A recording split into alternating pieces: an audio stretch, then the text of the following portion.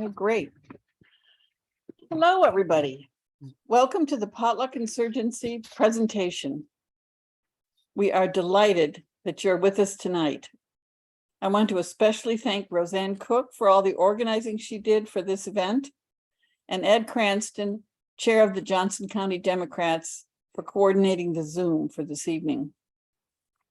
Our topic tonight is everything you ever wanted to know about voting, but were afraid to ask.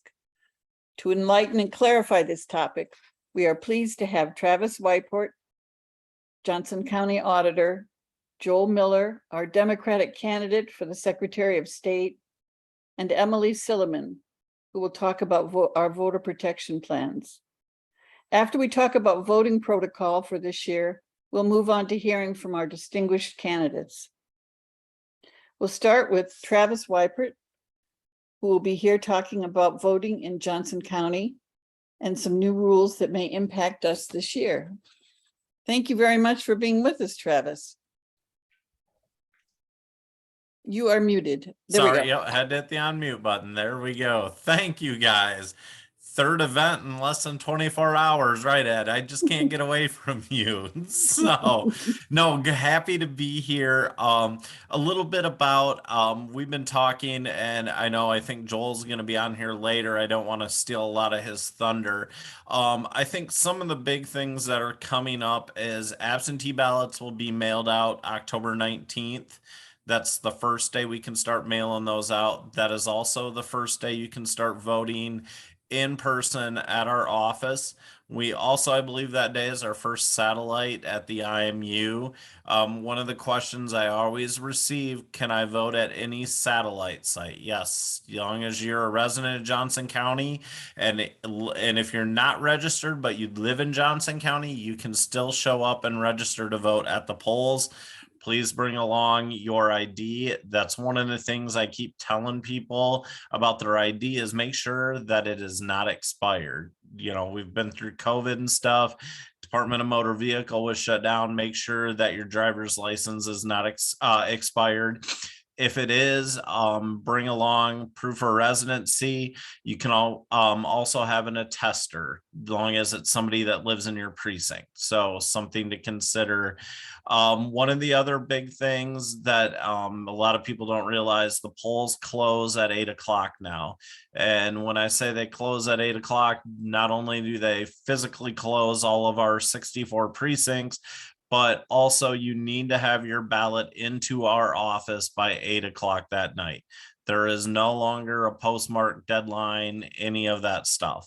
So it has to be in our office by 8 o'clock.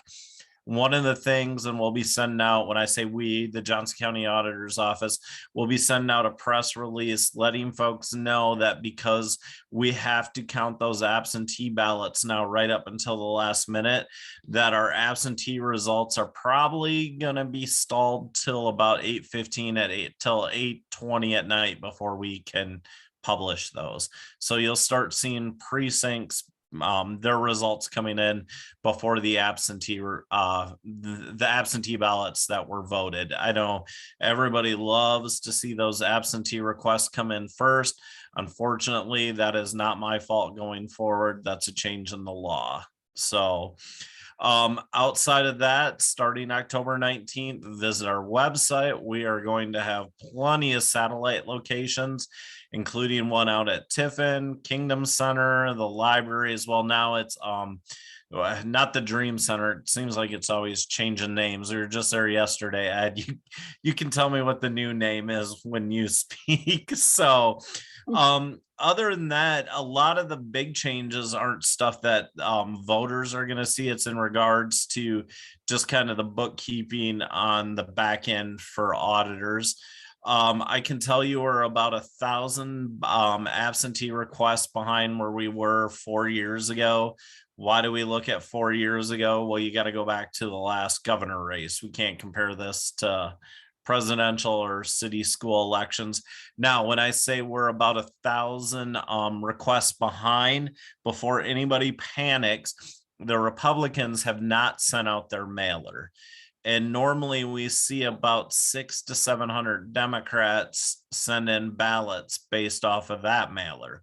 So I don't know. I'm hearing a lot of upset Republicans that, by the time if their mailer hits next week, it's almost too late.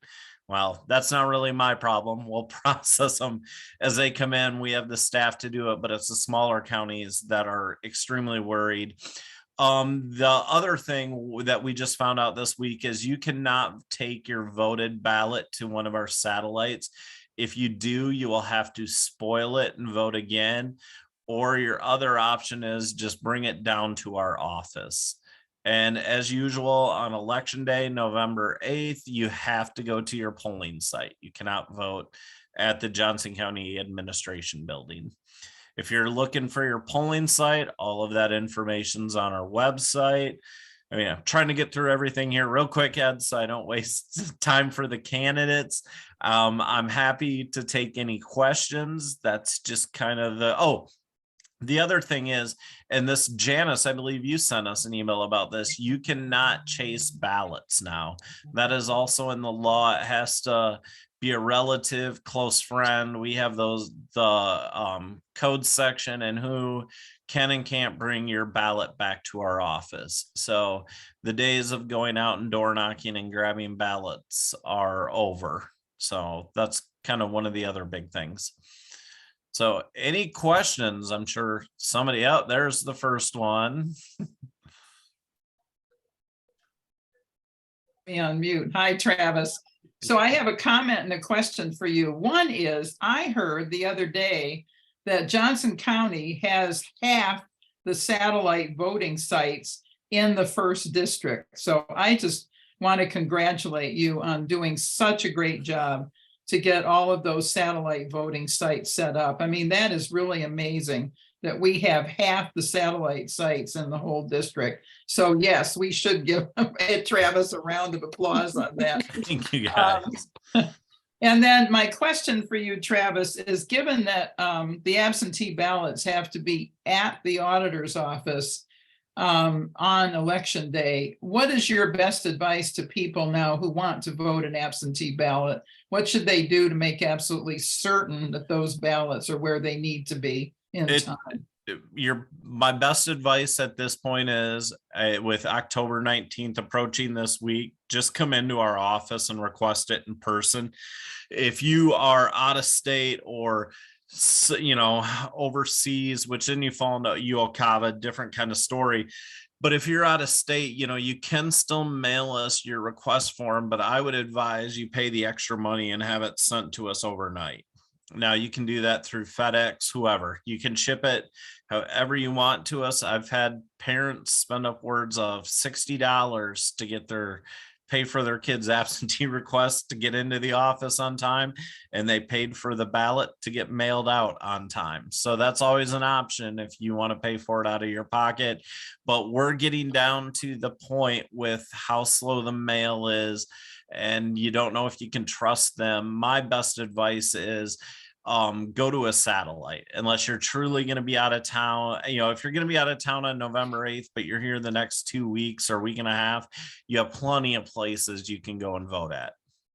So for people who can't get out and vote at a satellite site, though, what's your advice about when to put that absentee ballot in the mail? Yesterday. No, I mean, really, no, they still have time, but I want to make sure that they realize they're against a deadline now, and make sure you get it in the mail within the next day or two. Thank you. Travis, I have a question. What do you think is, it concerns me that there's all these forces trying to not include make it difficult for Democrats to vote. What do you think is the very safest way to vote? Early and at the administration office or at a satellite? All of the options. I truly believe that here in Iowa, other than the mail can be a little slow, all of our options are safe and secure. And hopefully Joel's going to be on this call, Auditor Joel Miller, and he can talk about it a little more. But our elections are so safe and secure. It just, a lot of this comes down to not so much what's the easiest, safest way. It's just the deadlines, and be aware of the Right. deadlines. That is the big thing. You don't show up 2 days before the election or mail us an absentee request 2 days before the election, and you live in the state of New York or the state of Florida, because we'll mail you the ballot, but it's not going to get there in time, and you're not going to get it back in time. And that's why I said voters need to really be focusing on the deadlines right now. I see we have a question from Allison. If you could unmute, and then we'll go to Janice after that. Hi, Travis. I Hey. tell my students that no question is stupid, so I hope you don't think my questions are stupid tonight. I ask So dumb questions all the time. Okay. So I'm always concerned about judges and voting for judges. Is that on the ballot this time? And where do I find information about which judges to vote for? Yes, there are judges. They will be way down at the end of the ballot. Right. I always tell folks the way it kind of works in Iowa, other than the year that the Supreme Court decided on gay marriage, we haven't really ever heard much about the judges. They don't campaign. So really your best bet is just to do a Google search. And I believe the Iowa Bar Association kind of has a list out there also where they rank the judges. So your best bet, again, and I always tell people when you go out and do your Google search, don't just read the first article, go dig a little deeper, because, just do your research. Don't rely on one or two news sources. But yes, it is out there. And you bring up a great asking about the judges. Let's not forget, we have a Second Amendment issue on the ballot too. That was my This- next question, Travis. Like, Yep. where can I go to get the best information about how that's going to be worded? And yeah. So you can go out to our website to see the actual verbiage on the ballot. When you're looking for information, there's tons of groups out there. Moms Demand Action, gun violence groups, you name it. There's groups on the pro side for the amendment. Again, just go out, do a little bit of Google research. And I was trying to think, this might be the first time, and I'd have to ask John Deeth, I think this might be the first time since I've been auditor that we have actually had an amendment on the ballot, a constitutional amendment. Hey, Travis, I want to add, and Allison, for you, Potluck Insurgency has 2 videos on our website, potluckinsurgency.org. We have one presentation in English and another in Spanish. Each one is about 20 minutes long, and it talks very specifically about the implications of this so-called right to firearms amendment and why we should vote no on that amendment. So I would urge you to check those out. Thank you. Okay, it looks like we So- have one more question. So I have a brief comment on the gun amendment. I highly recommend the editorial in today's Gazette about it. It goes into great detail. But 2 quick questions, Travis. Who is actually allowed to return a ballot now for someone else? And when is the deadline, aside from same-day voter registration, for registering? So it's 15 days out when it comes to the registration, but you can register at any time. So that just kind of falls into the registration deadline, just makes it a little more difficult further on in the process. And sorry, Janet, what was your first question, which I had a quick answer for, so I could answer one or two others. Right, who exactly can return a ballot for someone else now?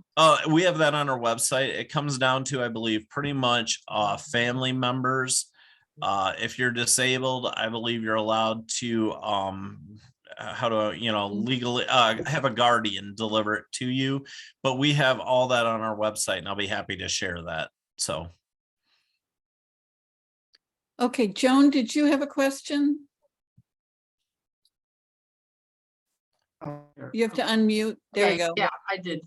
Tabling at the farmer's market, someone was going to be out of town, and the only weekend that people can vote up until the election is the weekend before the election. And so she was lamenting that there's no open weekends of voting at any of the satellite places. So the weekend before, we're required by law to be open at our office. So we'll be open at the office plus drive-through. That's why we don't have a satellite, because all of our resources will be at the office. I mean, we try to, but yes, we will still that weekend before, you'll be able to come to the office and vote. But she would be out of town that weekend, so she didn't know what she was gonna do. So then she Oh, should either do one of the satellites or again, immediately get her absentee request in. Right. Thank you. And I can take one more real quick. I told her. Liz? Go ahead, Liz. Yeah, a quick way to get information about a ballot measure one, the proposal one on the firearms amendment is to text the word Iowa to 644-33. And you'll get a pretty extensive explanation of the ballot measure. Excellent. Great. Thank you very much for that. All right, thank you, Travis. Thank Very you guys, and helpful. thank you for all Travis. your work. I appreciate it. And Emily Silliman, would you like to talk about voter protection in Johnson County? And I know that she's going to be asking for poll watchers, so I hope some of you have signed up. I have signed up for a shift, and I'm kind of excited about it. All right, well, thank you. Yeah, I'm Emily Silliman. I'm coordinating the voter protection team for Johnson County. We created a Johnson County specific voting guide that can be found at activateiowa.org. There is also a voting guide at that website that can be used anywhere in Iowa. So there's a version that will direct you to find your county auditor's office and find the list of early voting opportunities and such. We are also helping some smaller counties, especially in the first congressional districts, to get a county specific, will there be a drop box where I can drop my ballot? So we have one for Iowa County and one for Lee County and one for Benton County, which is actually not in the first district. But we're working to get voter information out there and specific enough that people can find. And for instance, if you look at the Johnson County specific guide, you will find that on October 31st on Sunday, there is early voting at the Iowa City Public Library. So that's one of the things, that's the only reason I know that is because we put on Johnson County Auditor's website also has all that information. We believe we've put the same information in a slightly more user-friendly format. There have not been that many efforts to disenfranchise or intimidate voters in Johnson County. And that's in part due to our competently run auditor's office election team. Thank you, Travis. In 2004, way before Travis's time, 4,000 ballots were challenged during the absentee ballot opening and count process. In 2020, 3 Republicans attempted to shut down a meeting of the special board that had convened to consider provisional ballots. We believe that if we are organized, trained, and present, just physically present at polling places, it helps to deter efforts to disrupt Johnson County's vote. If we do our job, poll watching should be as boring as watching corn grow.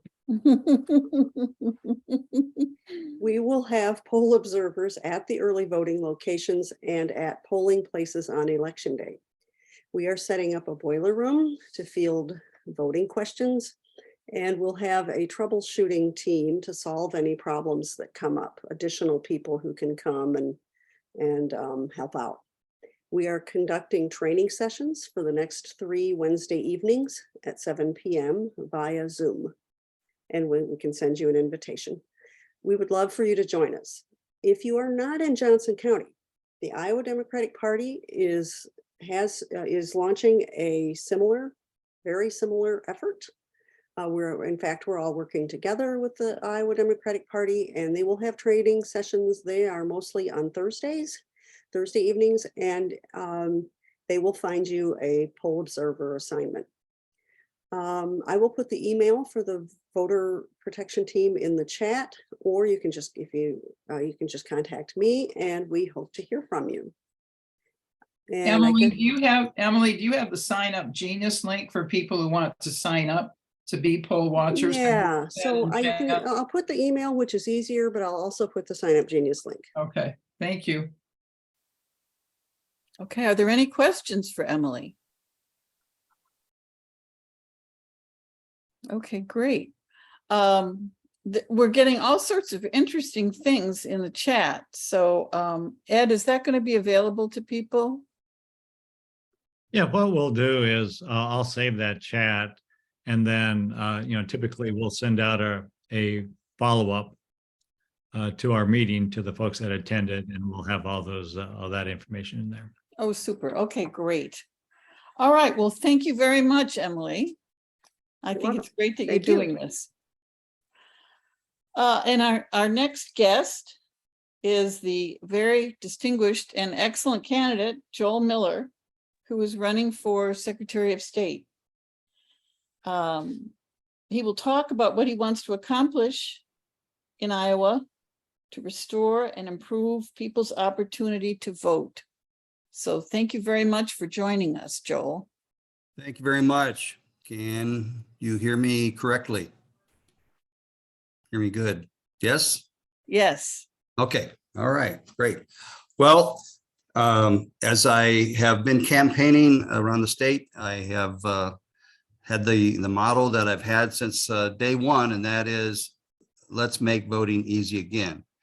Also, let's make elections fair again. Let's restore leadership to the Secretary of State's office, and let's put voters first again. So I think tonight you want to emphasize putting voters first again and making voting easy again. So I've done some things already in Linn County, like publish absentee ballot request forms in the newspapers. This is the third election I've done that before. For third time I've done this before an election, did it in the city school election, and before in the June primary, and we printed 4 times in the Penny Saver, a countywide news publication here in Cedar Rapids, before early voting starts this week. So I think last count, I think we had around 1,000 or more people that had used that ad to request an absentee ballot. So that's great.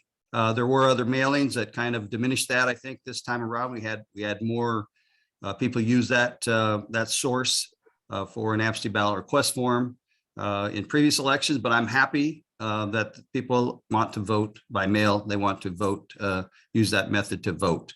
So good for that. We're going to be open all 20 days prior to election day here in Linn County. Each of the 20 days, every Saturday, Sunday, there'll be a place for someone to access the ballot box in Linn County. We did that before the primary, and as I've said many a time, we had 23 people vote on Memorial Day. So it was important to them to be able to cast their ballot that day. So happy about those. Those are things that I would do on day one as Secretary of State. I would figure out a way to publish absentee ballot request forms in newspapers across the state, not just Linn County. And I would direct county auditors to extend their hours. Every county knows their voters pretty well. Every county auditor knows their voters well. So maybe they just extend it, make the office hours open more. Maybe they close at 6 or they close at 7 or something, or maybe they're open extended periods on Saturday or something. But the point of it is we only have 20 days. We had 40 in 2016. We're down to 20. So we need to utilize those 20 days as positive as to help the most voters possible. What else would I do? Well, you don't know how the election is going to turn out. So there are things that if you were elected that you could do it also independently as Secretary of State. I would certainly stand opposed to any further anti-voter legislation. That's something the current Secretary of State never did in 2021 when a 30-page election bill came through and he did nothing, said nothing. So I would be opposed to doing that. I would lobby for a lot of changes. Certainly continue to point out to them what's happened. I think we'll have good data after this election to show how impacted people that were in the rural areas of Iowa were by the new laws. I think it's going to be a huge impact when everyone voted You know, 2/3 of the state voted by mail, voted early in the pandemic in November of 2020.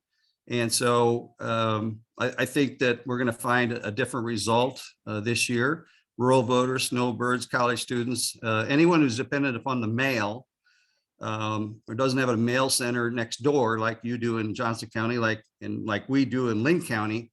I mean, people telling me that the mail takes up to a week. If you mail from, I was just in Nevada today, and they said you mail from one side of town to the other side of town, it can take a week for the mail to get there.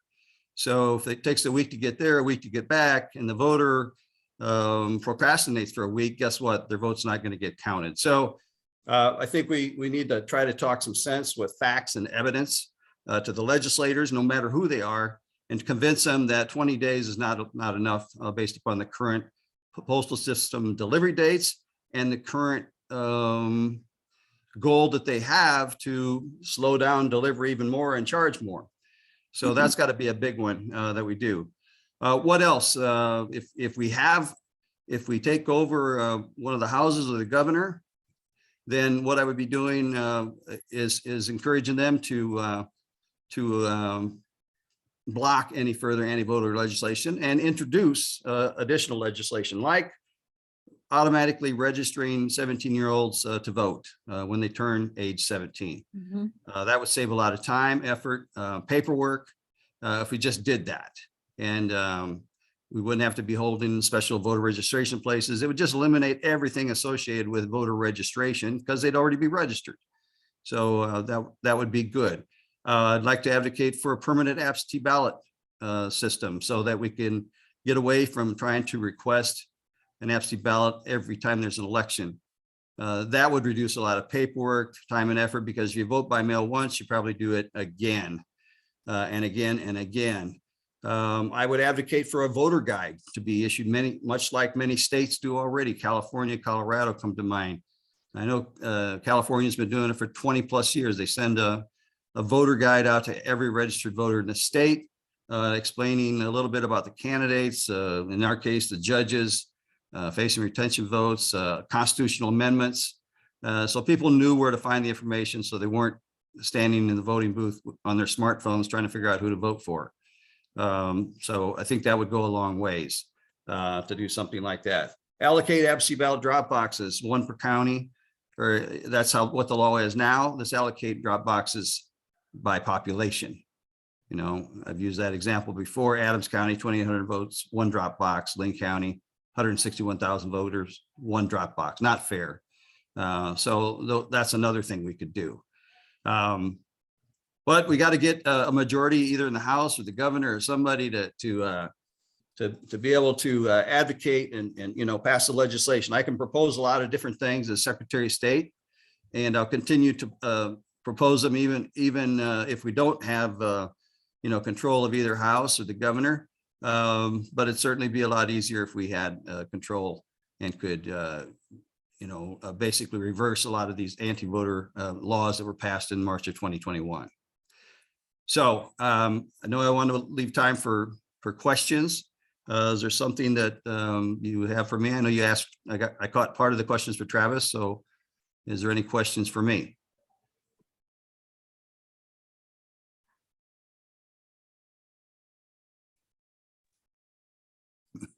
Yeah. Ed, The question in the chat is, how about ranked choice voting? Well, yeah, ranked choice voting. Lots of states are doing it. Maine, Alaska come to mind. Alaska just had an election with it. There was actually a movement afoot in the Cedar Rapids Charter Commission, Charter Review, to try to introduce ranked choice voting. We were kind of used as a source on that. As you know, right now, the law does not permit it. Iowa election law does not permit it. I think the right way to approach that is to roll it out to cities. You got to change the law first and then roll it out for city elections for maybe a couple cycles before you try to push it any further than that. That would be the best approach to it. City school elections would be a good choice to try to do that. and give you time to educate the voters and then roll it out for other elections as well. And potentially eliminate, I mean, you could eliminate the primaries. It could be one way to do it, or you could certainly modify the primary to utilize a ranked choice vote tool to select your primaries. I mean, we could also do, there's other things associated with that, like having open primaries where you don't have to change your party, but you can go in and vote for either party. One of the complaints we have with our primaries is that, they're really closed. They're really not closed, but they force people to make a choice if they're independent to pick a party. And maybe we'd have a better result, or maybe we'd definitely have more engagement if we didn't force people to change their party when we did primaries. And why not? I mean, all the taxpayers are paying for primaries, whether they participate or not. But they might feel better about it if they didn't at least have to change their existing party structure. So. Hey, thanks a lot, Joel. We have a couple more questions. Why don't we go to Sure. Janice and then we'll go to Travis. Hi, Joel. So a quick question on, again, sort of a theme that I had before, return of absentee ballots. What would you change on that from the current law? Well, I'd love to go back to 40 days. I mean, there was no reason to change from 40 to 20. It was constructed under the guise that we have fraud in Iowa in our vote by mail process, and yet there's an absence of evidence of facts to support that. So go back to 40 days. Right now, I think Travis hit upon it a little bit, that 20 days is just not enough for do-overs. If somebody makes a mistake in that process right now, really they've lost the right to vote by mail if they mess that up, and then they have to either vote early or in person, or vote on election day, or not vote. And we saw that in Linn County. 101 people didn't vote in the primary, or missed the deadline in the primary, and 51 didn't vote. Hey, thanks a lot. Go ahead, Travis. Why don't we make this our last question? No, I have a statement and question. I'm glad Joel brought up the ranked choice voting. I just met with a person Tuesday night. I was doing a forum with the League of Women Voters, Joel, and the question was asked, actually a guy was there, what I thought about ranked choice voting, and I brought up the Cedar Rapids City Council. And I said, you look at what it costs to do another election, and usually the top vote getter after that first election is never elected. The way that it works. And I believe we're looking at Georgia right now has if Herschel Walker or his opponent don't reach 50%, it goes to a runoff. So it just, I don't know. I don't want to say I'm for ranked choice voting yet, but I'm definitely interested in it. And Joel and I were just out in Denver, Colorado, where I talked to a few people out there about this. But then, Joel, I'll ask you the toughest question of the night. Who's your favorite auditor? Oh, Travis Weipert in Johnson County. You know why? Because we partnered on so many things over the past years, and tried to have a united front for the voters in Johnson and Linn counties. And of course, the media area covers even more than that. So we've worked together, and we have agreements in place to back each other up in the event of a problem, another pandemic, a staff shortage. And that's one of the things that I think would be beneficial, that I want to do, is create a staff, reorganize the office, and create a staff of election support specialists that could, instead of looking for, trying to have a gotcha with county auditors, there's this $10,000 fine hanging over our head. I'd like to be able to have a crew within the Secretary of State's office that basically supported a given number of counties and could go out and back those people up in the event they have a catastrophe. Same kind of thing that Travis and I are already doing, but enlarge it statewide so that there's some support there, so that you're conducting wellness checks and trying to help people instead of trying to figure out a way to nail them with a technical infraction and wreak havoc with their careers. Because I believe there's going to be a shortage of county auditors running for re-election in 2024. I think it's going to be a crisis in Iowa, based upon these laws and or the perceived threat of these laws that were passed in 2021 against county auditors. Hey, And thanks a real lot, quick- Joel, and thanks for that tough question, Travis. In Well, fact, and we've real got quick, the Ed, three- can I just say something real quick? I want to say one Go of the ahead. greatest things Joel and I did a few years, well, now it's been more than a few years ago when Cedar Rapids was about to flood. We sent our staff up there with our trucks to move all their election equipment, millions of dollars worth, so it wasn't damaged if the levees would have been breached. So that's the agreement we have with Lynn County, and I wish, as Joel said, more counties would do those. Hey, thanks a lot, Travis. And normally I say I've got the best auditor in the state of Iowa, but I definitely know we've got the top three auditors right now with Eric, Joel, and Travis online right now. So they are great guys. So, hey, thanks a lot, Joel. We're with you 100%. We need a new Secretary of State, and you're the guy. So we're all behind you. So thanks again, Joel. Thank you very much. Thanks for your time tonight. Hey, absolutely. Hey, again, I'm the chair of the Johnson County Democrats, Ed Cranston, and we've been working on Get Out the Vote here actually for the last 6 months. And our goals are, one is, we set goals for all 64 precincts. Our goal is to outperform the Republicans by 35,000 votes. We also want to hit over 60,000 Democrat votes here in Johnson County. And in order to do that, we needed money and we needed volunteers. And I want to thank everybody here for doing what you can. Monetarily, we've been able to hire staff. We've got 3 staff. We've got an office we opened. We've been actually able to, let me check here. We were able to actually knock on 20,000 doors already. And we've called over 4,500 voters. We have 6,000 voter plans in place, but we're not there yet. So I'm going to put in the chat here a way for you to volunteer. And whether you can door knock or not, there's lots of ways for you to volunteer. So I'll stick that in the chat here in a little bit. But actually, I don't want to take a lot of time because I see some really fantastic candidates online right now.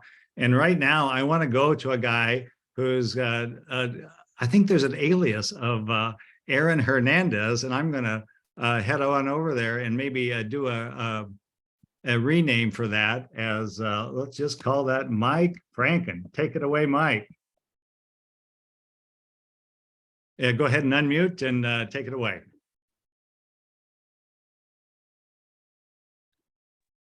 Perhaps it's a signal of fatigue that I'm sitting there There you looking at myself and I don't recognize that. So hello, everyone. I'm looking at the names on the list here and I have to smile with little remembrances on many of the conversations I've had in the last year, 11 months that it is in Iowa City. Thank you so very much for doing this. I've read your website, that which you're about, and I approve of what you're doing. And I wish that some of the more organized elements of the state party would adopt your principles and altruism to get people elected. I got to tell you, you're on it. The little snippets about keeping it simple and not being kowtowing to Washington, D.C.'s messaging and those from upper parties, and do what suits your individual needs to win, make that happen. And so I salute you for those efforts, everyone. If I may, Ed, just say a few words about my race as we've got some breaking news here recently with an Iowa poll. The interesting thing about the Des Moines Register poll is that the unfavorable aspects of my opponent have increased. And although I've promised the AARP I would not go into ageism, I'm just stating a simple fact that age is an issue that he can't control, nor is his voting record. So, and those are the elements that are causing his unfavorable numbers to go up. He has retreated a bit from his favorable numbers, and that's favorable as well. We have outraised him in the last 11 months over his totals in the last 6 years. We've outraised him in 11 months, more money than he raised in 6 years, and we don't take corporate PAC money. We've got a paucity of PAC money in general with advocacy groups. It's mostly from individual donors. About 75% of the zip codes in the United States want to see Chuck Grassley go. And Iowans have an inordinately high donation numbers. And as we're doing call time today with my able call time assistant, she said, suddenly things become a lot easier. And indeed, now we still have not gotten party money. We were on USA Today and AP and Newsweek interviewed us today, Washington Post and a bunch of others. And Forbes did a big article again.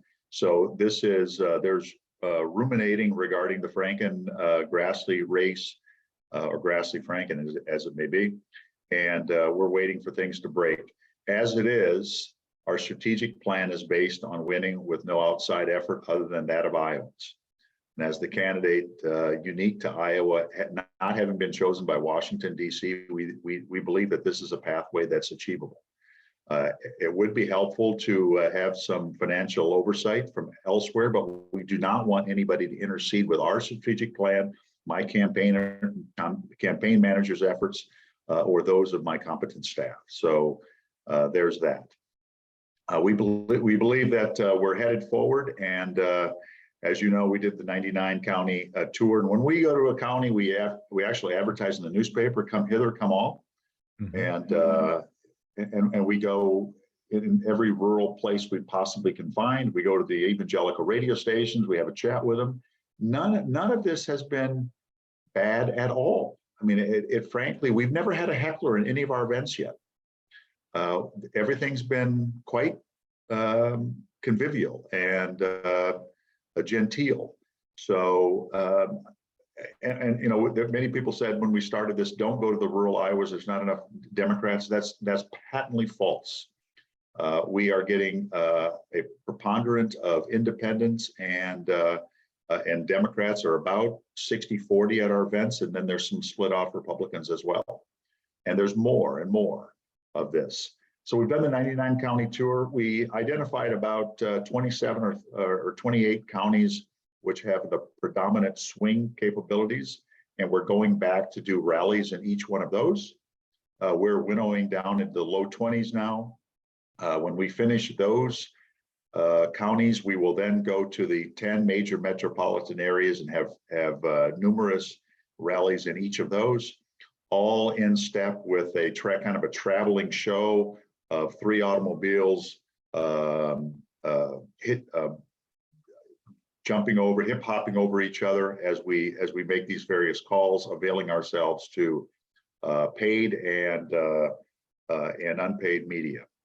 So that's the plan. We are proceeding apace, and we believe our glide slope is positive.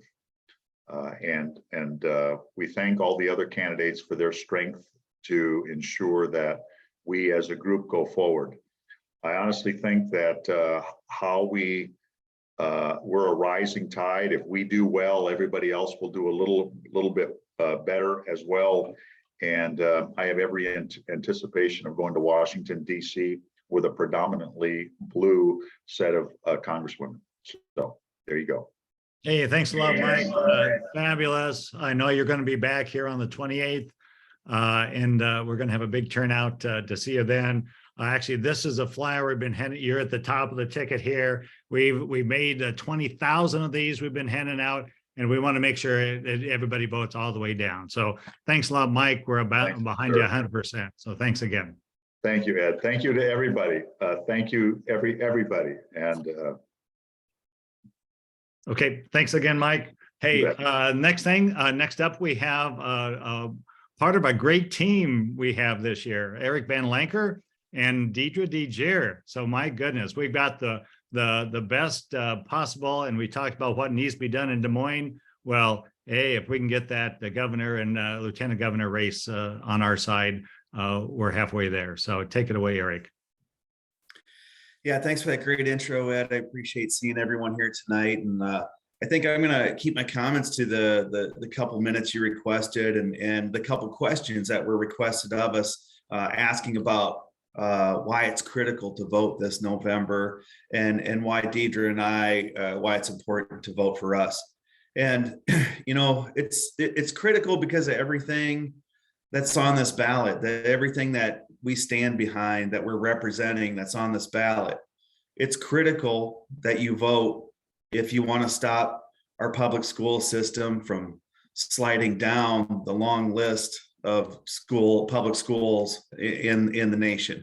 It's critical if you want to put our public schools back to number one where it belongs, because that's really a very inbred Iowa value, is that we have great public schools. And that's from kindergarten to university to college, community colleges, everything.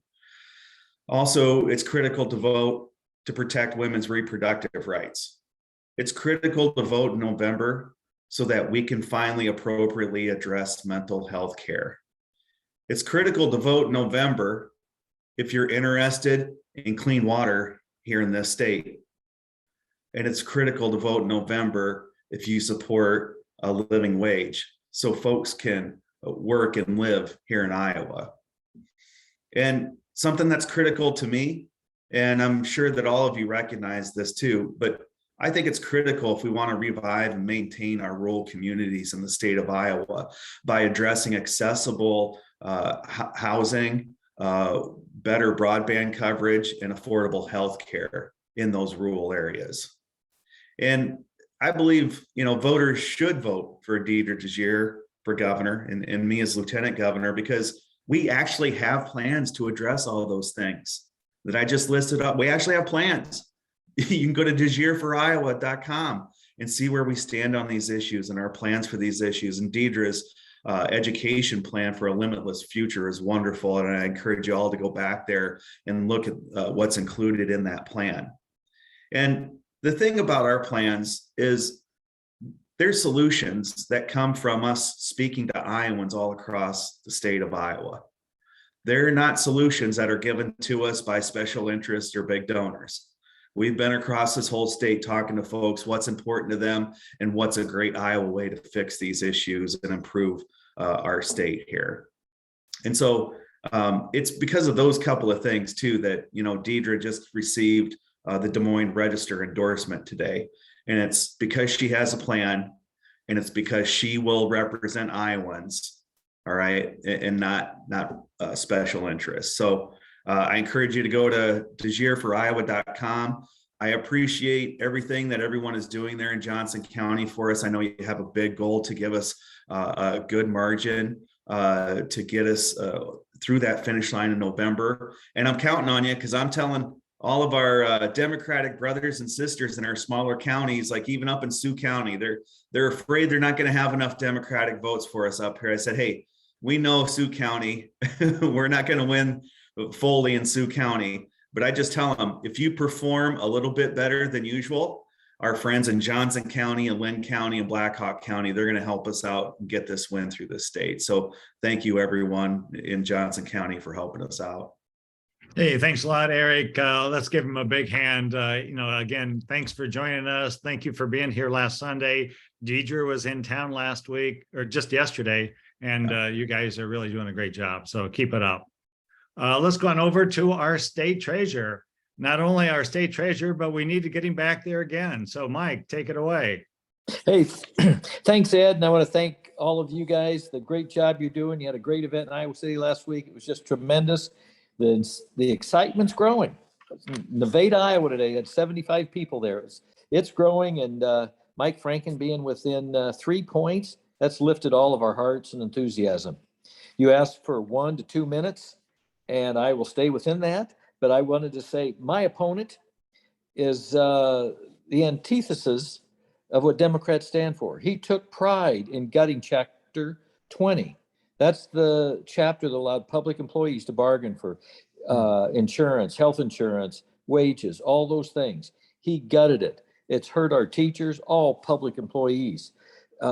He brags about removing the ability to take out union dues from their paychecks, and made it harder for unions to organize. And also, he self-proclaimed the author of voter suppression bills. So he's just not the kind of person we want in state office, and I intend to beat him. But he'd be a terrible money manager, in my opinion.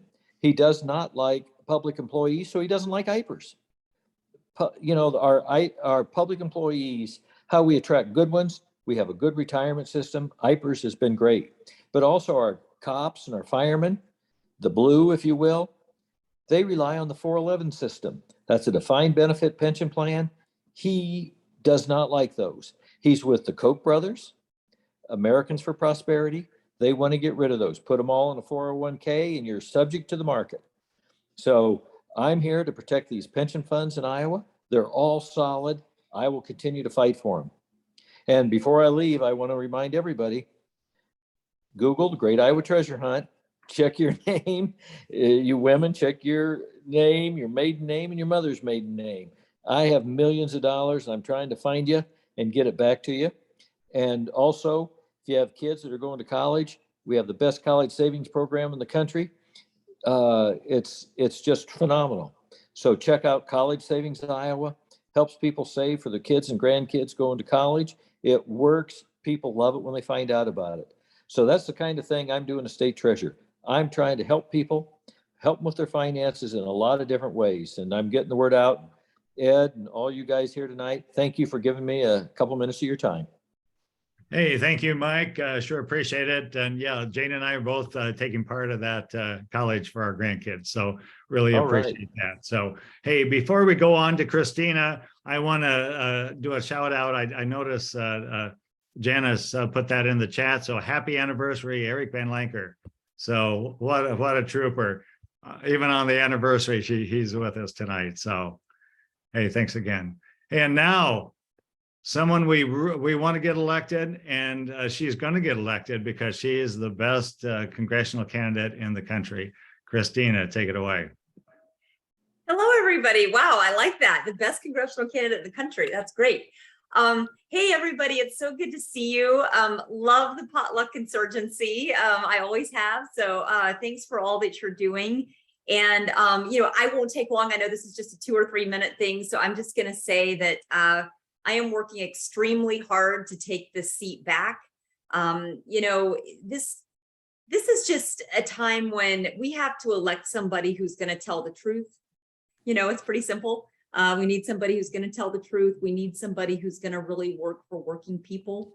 My opponent seems less concerned about all of the issues facing people in Southeast Iowa than just sort of going and becoming part of the divisive and dishonest politics that really plague our country. So that's what I'm fighting for. I really believe in helping people who are working hard all throughout Southeast Iowa.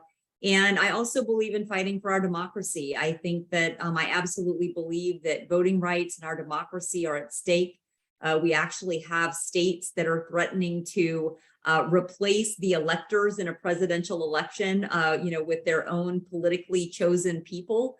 I can't believe I'm saying those words, but that is happening in our country. And Miller Meeks voted against a federal act that would actually prevent that from happening. And now we have the abortion issue. We have women's reproductive choice on the ballot. And Miller Meeks has actually sponsored a life at conception bill that would ban all abortions from the moment of conception with no exceptions whatsoever. But now that that's proved politically unpopular, she's trying to misrepresent her position and say that she's moderate and she supports all of these other things. She's on record. It's very clear. The Cedar Rapids Gazette has said so. So, this is a pretty critical election. And there's an awful lot at stake here. But the good news is we have an incredible opportunity to take this seat back. As all you, I'm sure on this call know, she only won by 6 votes. Our new district is even better for us now.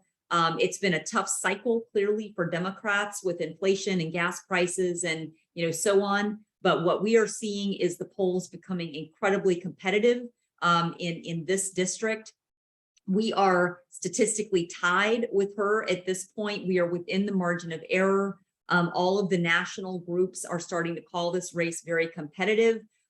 We have closed whatever gap was there. I'm getting incredible, feedback on our ads, on the debate, on, everything about this election. So we are doing everything right. The only thing that's left at this point is really to get out the vote. We know that that's going to be absolutely critical. And I am so happy and so grateful for everything that the Johnson County Democrats are doing. Thank you, Ed. Thank you, everybody else, Janice, others who are really working hard to get out the vote here. What I am hearing and what we are hearing back from the doors and everything is incredible. Independents are moving in our direction in large numbers. Low propensity Democrats, those who don't typically vote in midterms, are getting fired up about this election. And so, what the field work is really what this is going to come down to, because this is going to be an incredibly close election. And it's going to be that field margin that makes all the difference. So we can absolutely win this. I am more convinced than ever that we will win this. But I need your help. And I just want to say thank you to everybody who is working. I know you're working extremely hard. I get it. And I want to tell you, I am working really hard too. I am doing everything we need to do to win this seat. I will stop at nothing. I won't lie, cheat, or steal, but I will do everything else it takes to win this election. And I know that you're doing this with me. And I just cannot say enough how much I appreciate you and love you, and how I'm more and more confident every day that we're going to take this seat back. And I said this the other day, but I really mean this. They say a lot of things about Johnson County. They call us the People's Republic. They say all these things. And I say, let's give them something to talk about. If they're going to say something about Johnson County, let them say that Johnson County flipped this seat, helped the Democrats hold on to the United States House of Representatives, and saved our democracy in our country. That's what I wanted to say about Johnson County. All right. Thank you, Christina. We love you too, and you're the best candidate in this country. So thank you again. Yep. Thanks, everybody. Hey, thanks again. Hey, let's go on over. We need a new Secretary of Agriculture. And tonight we have Peggy Stover, who is the Vice Chair of the Lynn County Democrats, to speak to that on a couple minutes here. So go ahead, Peggy. Yeah, thank you so much, Ed, and thank you so much for hosting this event this evening. So I am Peggy Stover, and I am a supporter representing John Norwood for Secretary of Agriculture. One of the things that I want, or that I tell people, is why is this election important? Well, how are we going to define Iowa in our future? This midterm election is going to do that for us. By not voting, you're not protesting. What you're actually doing is you're surrendering your rights, plain and simple. That's why it's so critical for people to get out and vote. In terms of John, why am I supporting John? John wants to create an Iowa that's built to last. And this means working for all Iowans on common sense solutions to solve the many problems facing our state. The role of Secretary of Agriculture is more than just overseeing the business side of ag. As John puts it, it also serves as the Secretary of Food, Land, and Water. Iowa is facing some very critical issues and impact every single person. So if you drink our water, eat our food, this position and this role is going to impact you. For water quality, one of the things that John's opponent has publicly stated is that reports about Iowa's declining water quality in our impaired, polluted rivers and waterways are nothing but propaganda. John's opponent has said that the Iowa's nutrient reduction strategy is working, yet runoff is up 30% with that strategy. For soil health, we really need to start aligning absentee landowners who own 60% of our acres and farm operators to conserve our land for future generations. One of the things that John wants to do is work with the legislature to champion Iowa's first farm ever specific farm bill that will address many issues, including diversifying our ag economy, mitigating flooding and soil loss, and creating productive, sustainable food and ag systems. And finally, which is right now, John does not support the use of eminent domain for carbon. Tell you about John's values versus that of his opponents. John will care for Iowans in our land. His opponent, who by the way is an ex-Monsanto lobbyist, you can decide for yourself where he's placing his loyalties. So if you share these values, join me in supporting John and getting him to be our next Secretary of Agriculture. And finally, John is not accepting any corporate PAC money. This election is by Iowans for Iowans. And if you believe in the values, check out the website and make a donation. Thank you. Hey, thanks a lot, Peggy. You're right. We definitely need John in there. So thanks again. Before we go to Janice, I do, as mentioned in the chat here, there's a nice big rally going on Wednesday. So everybody vote early on the 19th. And then you can see Christina at the Union at 7:30, I believe it is. Is that the right time? So yeah, let's go over to state senator that we desperately need to keep in Des Moines. So Janice Weiner, take it away. Thank you all. I'm going to keep it. It's great to see you all here tonight. I'm going to keep it really brief. My pitch is that this election is truly about our rights and our freedoms, our voting rights and democracy, our reproductive rights and everything that flows from the right to privacy, and our right to a world-class public education. Inflation goes up and down, but once you lose your rights, they're gone. The national races matter tremendously, but this year, everybody has to make sure to vote their ballot all the way down, because the state legislative races, if we can take one house or if we can take the governorship, we change the whole trajectory of the state and we start moving forward again. We need everybody to vote. Early voting starts this Wednesday. There's early voting at the IMU, start Wednesday, Thursday, Friday. As Roseanne, I think, mentioned, we have a huge number of satellite voting. It's actually thanks to lots of people gathering signatures here, which is another really ridiculous thing that the state legislature made us do. But please get out and vote. Make sure your vote counts. I'm Janice Weiner, running for State Senate District 45.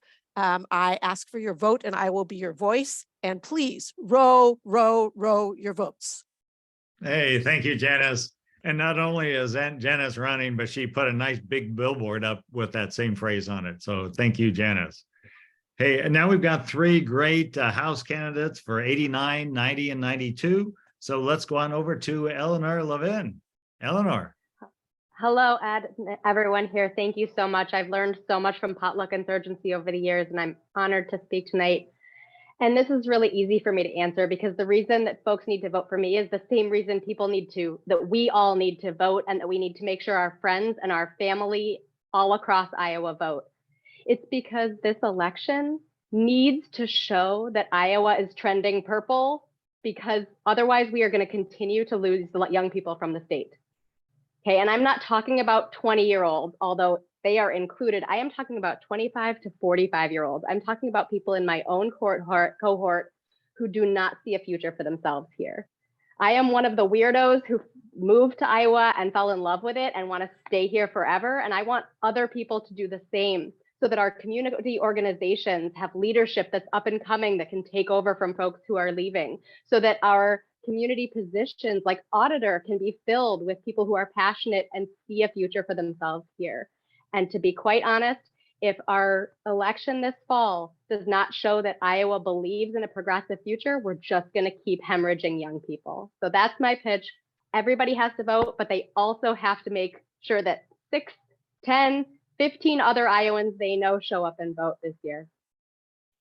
Hey, thank you, Eleanor. In fact, I heard Eleanor and her opponent yesterday. Oh my gosh, we need Eleanor for sure. My gosh. Let's go on over to Adam. Adam is running for House District 90. Take it away, Adam. Yeah, thank you all so much for having me and for all the work you've been doing. I'm running for Iowa House District 90, which covers the north and east sides of Iowa City, downtown also. And, you know, a lot of you know me, but I wanted to talk about some of the stuff I've been hearing, you know, being out all over the state in some of our most competitive House districts, trying to help out our candidates. And it's really something different than I've experienced in the past, because usually wherever you go, you hear kind of different things. But whether you're here in urban Iowa City, in a small town like Burlington or Eldridge, suburban Ankeny, you hear about two issues right now. And it's public education and it's the right to choose and the right to an abortion. And it's kind of shocking because, you know, Republicans are working so hard to take away our top education system. They're working so hard to take away the right to choose, but you won't see it in their ads. You won't see it on their flyers. They won't talk about it at these forums, you know, if they even show up at the forums.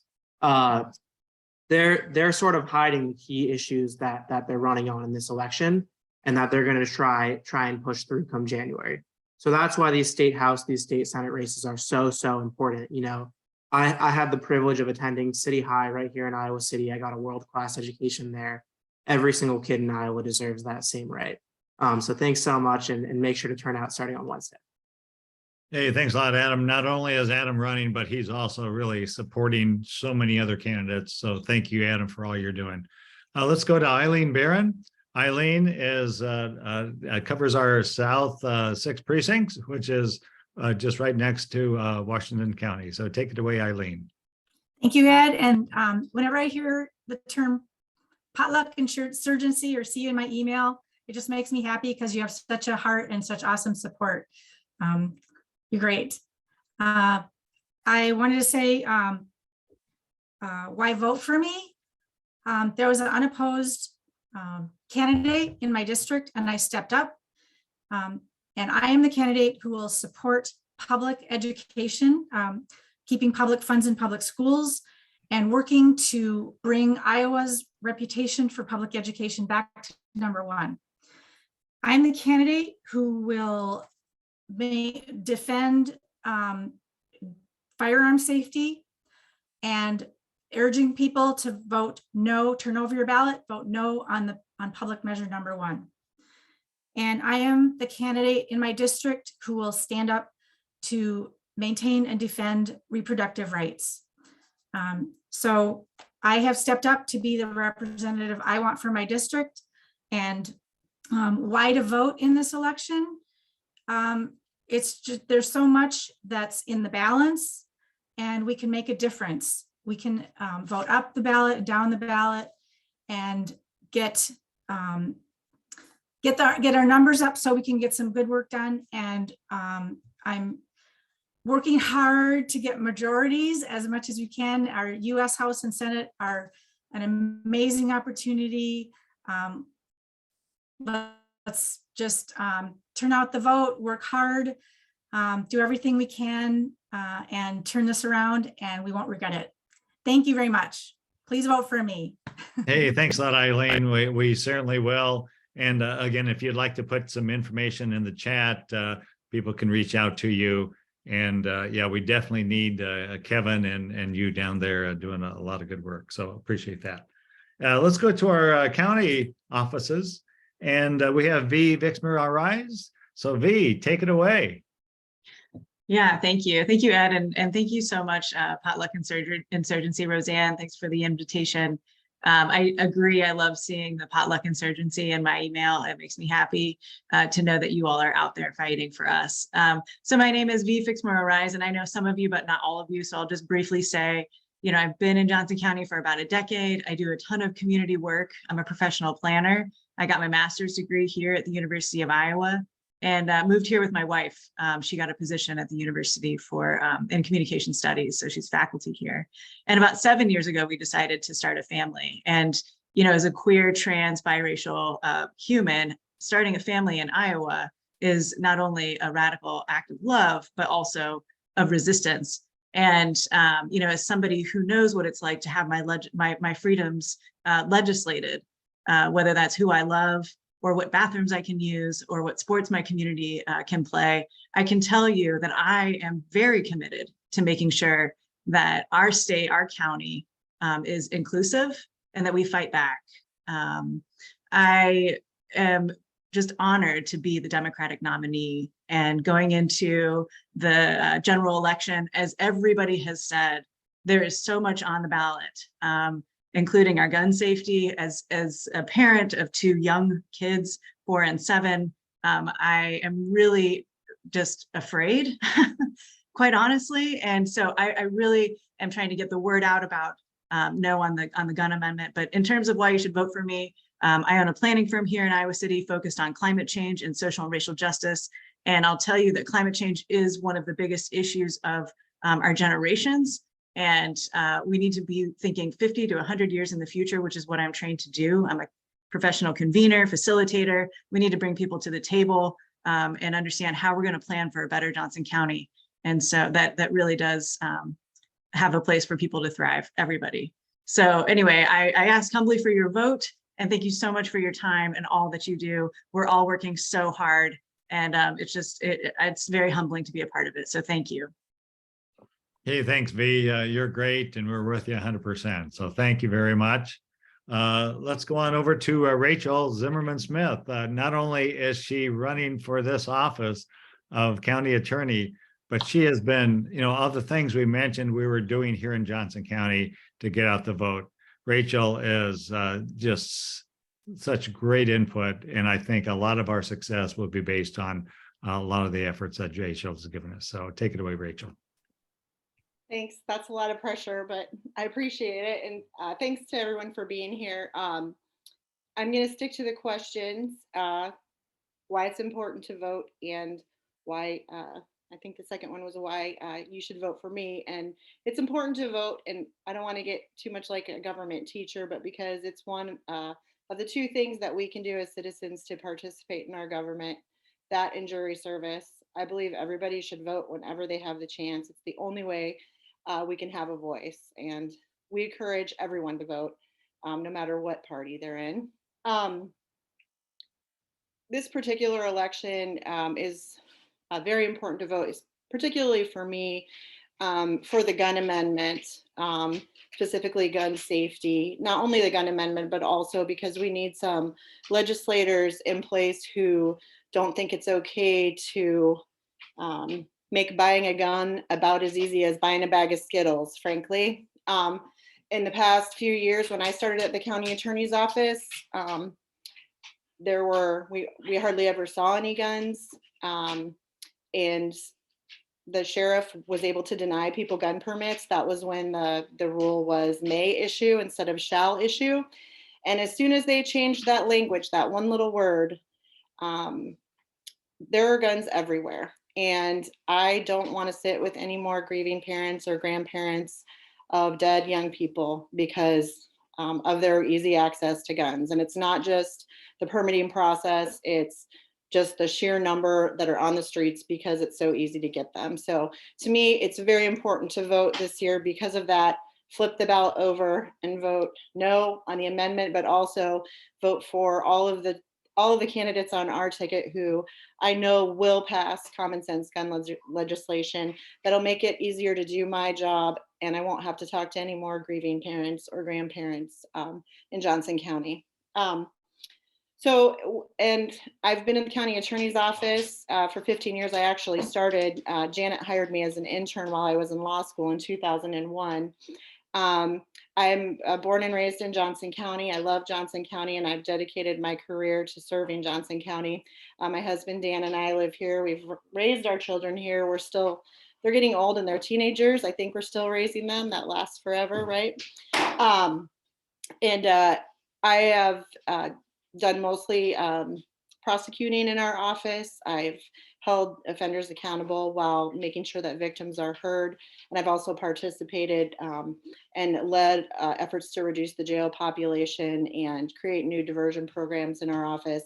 And I will continue to do that if I'm elected as county attorney, following in Janet Linus's footsteps in that department. But I have some ideas of my own too. So I would encourage all of you to vote.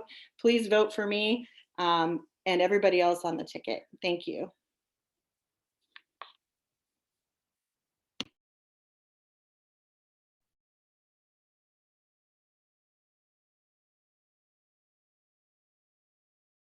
Anybody else waiting for us, Ed?